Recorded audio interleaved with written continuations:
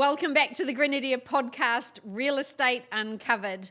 Today we speak with a household name in the auction business, Mr. Phil McGoldrick. You obviously love this business. Tell me what you love the most about it. Today, an absolute exclusive.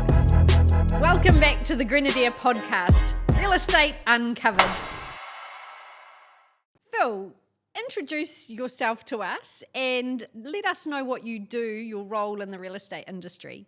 Very simple. My name is Phil McGoldrick and I am simply an auctioneer, the best gig in the world, Lisa.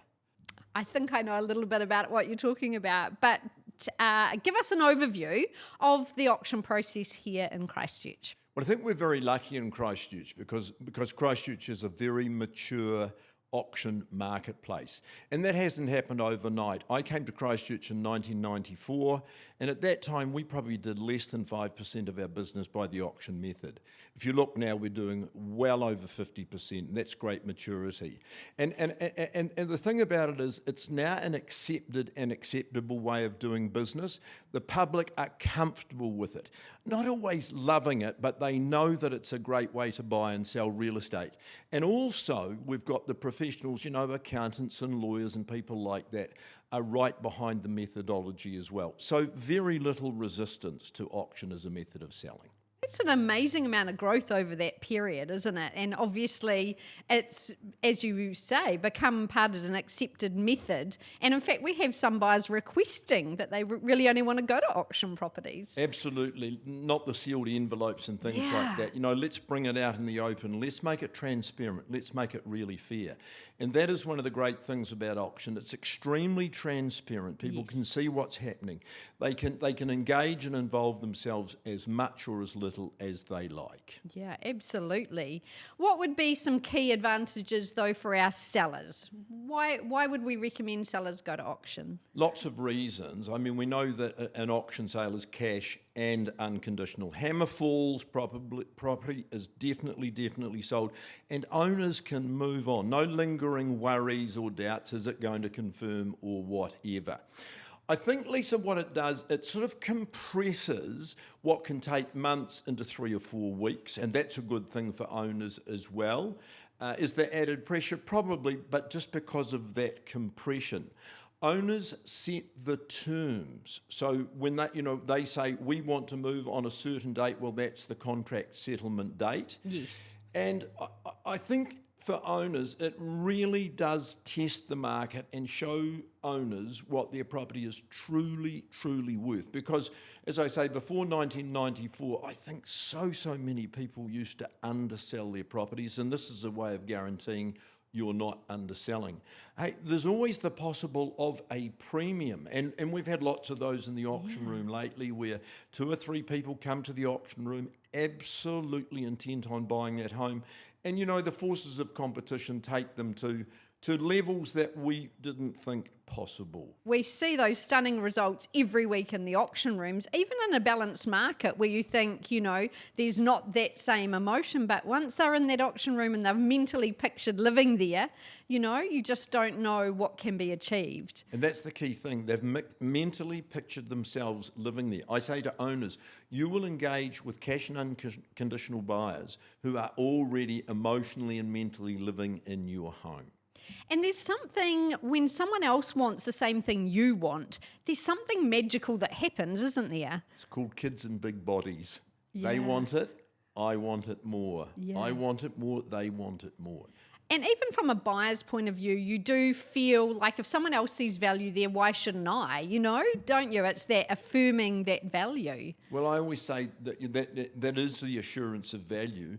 And don't be scared of competition. If you go to an auction and there's several people bidding, you're buying a really good property, and should you ever decide to sell that property, there will be demand. Whereas if you buy by private treaty, you don't know what anyone else would pay, and you don't know how resaleable that property is going to be should the day come that you want to move on. In regard to sellers, you must meet owners who say, Phil, don't talk auction to us. What are the misconceptions? Yes. That's the word I was looking for. Okay. What are the misconceptions out there in the real estate market about auction? When you peel back the onion, when people say, don't talk to us about our auction, we hate them, when you peel back that onion, really what they're saying to us is we don't understand auction. Years ago, it was smoke and mirrors. Auctioneers were able to place what we used to call phantom bids. They didn't have to declare vendor bids. Now we have to declare vendor bids. Yeah. And the public now trust the process so much more. Yes. There are people, Lisa, who say, but ours isn't an auction property. It's, cheap and cheerful, whatever. And I talk to them about the pricing triangle. Like the lower the price, the more buyers that there are. Or they say this could be difficult to sell. It could be a direct fixed property. Yes. Well, they're the properties that definitely need auction. Auction flushes out potential buyers. They do their due diligence, and when they come to buy, they're making a binding cash unconditional decision. And I think that ability to say yes and no, it's sold, and there won't be any further, negotiation. Somebody's not coming back a day later to renegotiate. That gives a lot of certainty for owners, especially with homes that may be a little trickier to sell, like our monolithic ones. Absolutely. And you and I know that sometimes an owner sells their property, they leave the room not 100% happy, think, maybe we should have got some more. They all ring you, tell you the next day, oh, we're so pleased. Hey, may not have been exactly what we want, but guess what? We're moving on. The future is ours. We can do whatever we choose. Yeah, absolutely. And I love seeing people get to the other side of that, after a tough negotiation, then the release, the relief, we're moving on, Certainty and peace of mind. Absolutely.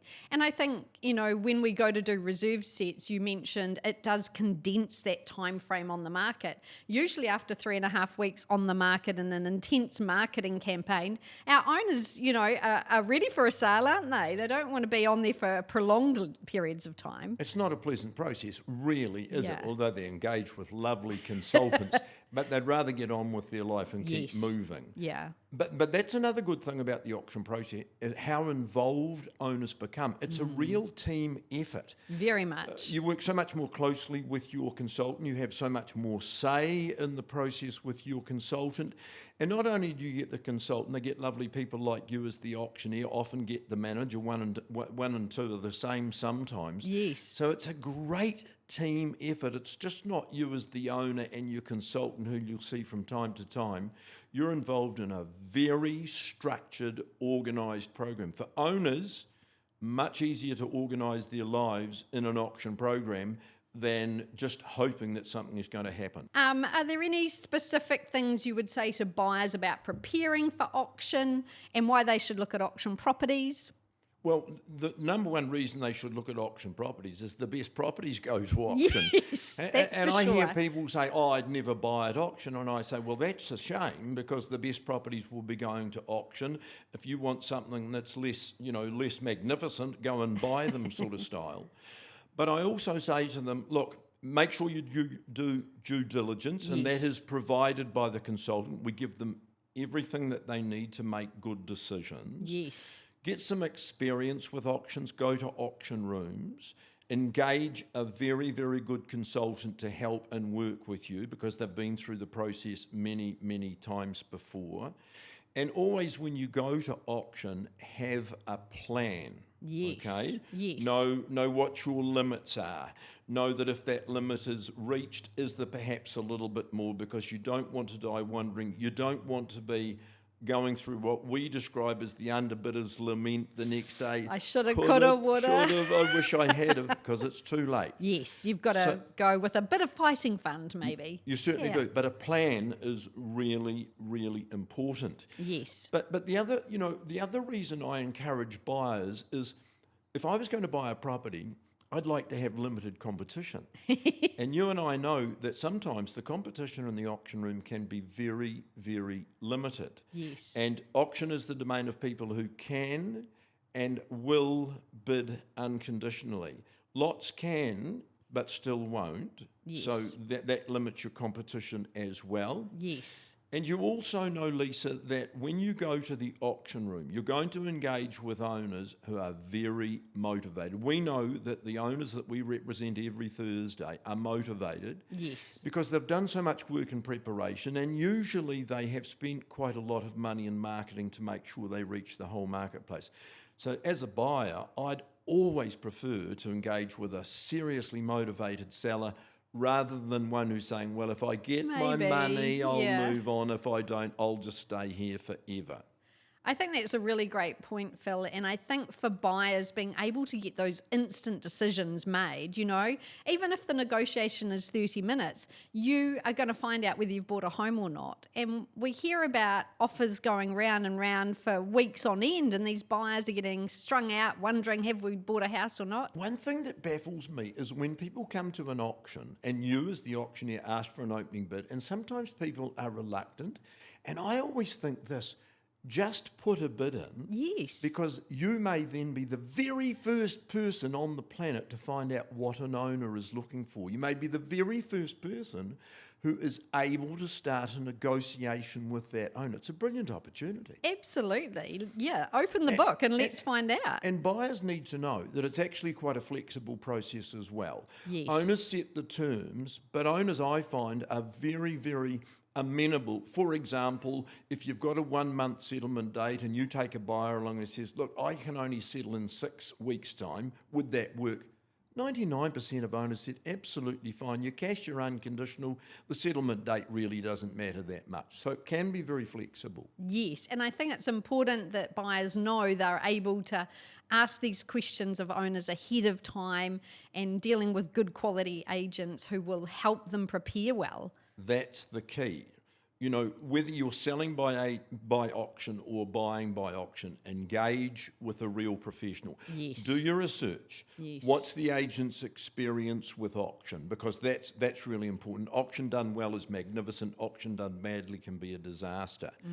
So if you're thinking of buying, engage with a consultant, make sure you go to an auction room or an auction and see what happens, and get your consultant to explain all the nuances that happen, because there's lots of different things that happen in our auction room on a Thursday. Absolutely. Hey, for would-be buyers, would-be sellers, to follow our auctions on a Thursday online is such an edifying process, isn't it? Absolutely. And I feel like it's the stock exchange of the real estate market. You know, every week it sets the tone, doesn't it? It shows you what's happening in real time. That's such a good term. I'm going to quote you on that.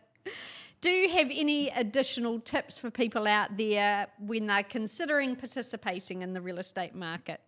Like if they're going as a buyer, definitely have strategy. Yeah. And I say to buyers, and I work with a lot of buyers in our auction rooms, as do you, I say to buyers, look, it's a bit like a game of cards, and you're here to win. And there are certain things that will help you win. And I always recommend to a buyer, like a bit of bluff and bravado is involved. Bid emphatically, bid powerfully. Always show or give the impression that you're there forever. Yes. Bid quickly. A good bid's a quick bid. I've heard you say that many, many times in the auction room. Yes. And never show weakness. I say to buyers, you've got to show you're strong even when you're not. Yes. And another tip that I would give buyers, Lisa, is never come with a budget that finishes at 50 or 100. Because when you land on a 50 or 100, because 99% of people come with budgets ending in 50 or 100, when you bid a 50 or 100, you're giving that other person hope that this could be the last. Yes. But if you go 53, 55, 57, or 106 and 109, that can actually destroy the hope of the person that's trying to buy your property. Yes, yes. And I hear you say now, let's not end on a round number, let's push forward. And it is all those little nuances that do help buyers get across the line. And I guarantee lots of buyers have said to you when you've helped them, as they've done to me, thank you for helping me in the auction room. I couldn't have done that on my own. Because they haven't been prepared, they haven't worked with a good consultant, and we've been able to go in and rescue them and put a roof over their head. And that's what it's all about, isn't it? We allow people to move on. Phil, thank you so much. It's an absolute joy having you here, and I know that people will have really enjoyed your wisdom. Always a pleasure to talk with you.